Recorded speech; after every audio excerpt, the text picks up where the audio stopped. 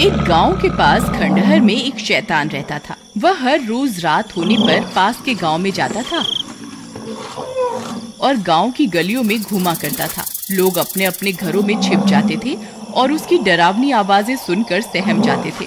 रात होते ही पूरे गांव में सन्नाटा हो जाता था। वह शैतान बहुत नासमझ था।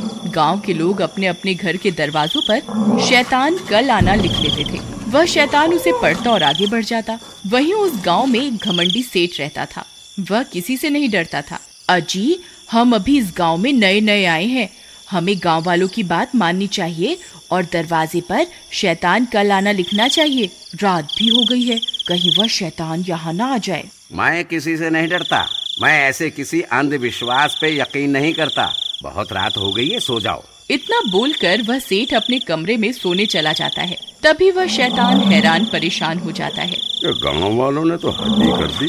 मुझे रोज कल बुला लेते हैं और फिर बोलते हैं कि कल आना। ऐसे कैसे चलेगा? मैं आखिर रोज रोज कब तक अपने शिकार के लिए यूं ही भटकता रहूंगा। फिर थोड़ी दूर चलने पर वह शैतान उस सेठ के घर के पास पहुंचता है। अरे ये क्या, यहाँ तो कुछ नहीं लिखा। किसी का दरवाजा खटखटाता हूँ। लगता है आज मेरी भूख मिट जाएगी। शैतान जोर जोर से सेठ का दरवाजा खटखटाता है। अरे, इतनी रात को कौन आ गया?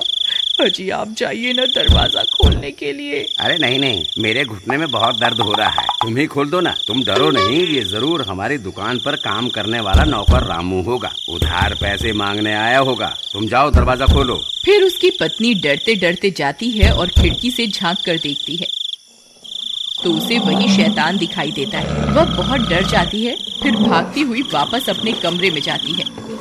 अजी, हम तो बहुत बुरे फंस गए। वह शैतान तो हमारे दरवाजे पर खड़ा हुआ है। अब क्या करें? मैंने आपको कहा था ना, हमें गांव वालों की बात मान लेनी चाहिए। लेकिन आप तो बोलते थे मैं किसी से नहीं डरता। तो आप क्यों भीगी बिल्ली बन रहे हो? मूर्ख औरत, धीरे नहीं बोल सकती क्या? अगर इतनी तेज तेज चिल्लाएगी तो जो बाहर तुम्हारे मायके से आया है ना, वो हमें कच्चा ही खा जाएगा। अब क्या करें? कहाँ छुपें? वह शैतान उन दोनों की आवाज सुन लेता है और तेज तेज दरवाजे को पीटने लगता है। खोल दरवाजा। मुझे पता है तुम अंदर ही हो। तुम गांव वालों ने मुझे बहुत मूर्ख बना लिया। बस अब और नहीं। मैं बहुत दिनों से भूखा हूँ। आज तो मैं अपना शिकार अपने साथ लेकर ही जाऊंगा। हाँ, अभी के अभी दरवाजा खोल, नहीं तो तोड़ दूंगा। ससुर जी, घर में कोई नहीं है। आप कृपा करके यहाँ से चले जाइए। तेरा नाज मिटे। तुझे क्या हर जगह मेरे पिताजी ही दिखाई देते हैं? मैं अभी दरवाजा खोलने जा रही हूँ। अरे भगवान, मैं तो मजाक कर रहा था। तुम गुस्सा क्यों हो जाती हो? मुझे माफ कर दो। आगे से कभी ससुर जी का मजाक नहीं उड़ाऊंगा। अजी, मैं तो आपको माफ कर दूंगी, लेकिन मुझे नहीं लगता ये शैतान आज हमें माफ करने वाला है। तभी वह शैतान दरवाजा खोल देता है। अब तुम्हें मुझसे कोई नहीं बचा सकता। अरे भागो रे, आज तो ये शैतान हमें जिंदा ही खा जाएगा। अरे कोई मुझे बचाओ, बचाओ।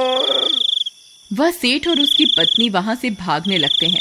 उनके घर में छोटा सा कुत्ते का बच्चा होता है। इतना शोर शराबा सुनकर वह भी बाहर आ जाता है और उस शैतान को देखकर भौंकने लगता है। तभी सेठ और उसकी पत्नी पीछे के दरवाजे से भाग जाते हैं। अरे बच गए रे, आज तो बाल बाल बच गए। मोती, मैंने उसकी आवाज सुनी थी। वो शायद उसी शैतान के ऊपर भौंक रहा था। वो अभी भी घर के अंदर ही है। मैं वापस अंदर जा रही हूँ अपने मोती को बचाने के लिए।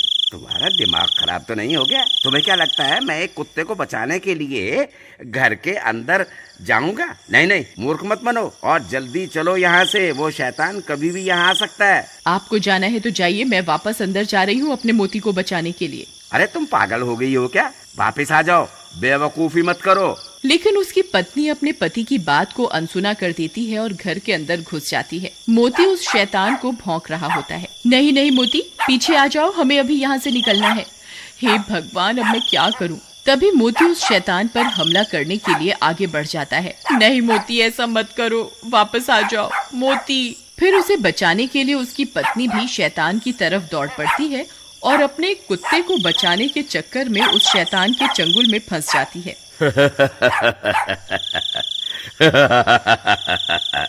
बहुत दिनों के बाद कोई शिकार हाथ लगा है। मोती, तुम भागो यहाँ से, भाग जाओ, मेरी फिक्र मत करो, अपनी जान बचाओ। फिर वह शैतान उसे उठाकर अपने साथ लेकर चल पड़ता है। अरे कोई है, कोई मेरी मदद करो, कोई मुझे सुन सकता है, कोई तो मुझे बचाओ। सब गांव वाले अपनी अपनी खिड़कियों से इस मंजर को देखते रहते हैं, लेकिन मदद के लिए कोई भी आगे नहीं आता। सब डर के मारे अपने अपने घर के अंदर छिपे रहते हैं। लेकिन उसका कुत्ता मोती रात भर उस शैतान का पीछा करता रहता है। फिर थोड़ी देर में वह शैतान अपनी गुफा में पहुंच जाता है और सुषमा को कैद कर देता है। चिल्ला मत, बस थोड़ा सा इंतजार और कर ले। मैं आग जला लूं, फिर तुझे उस आग में पका कर खाऊंगा।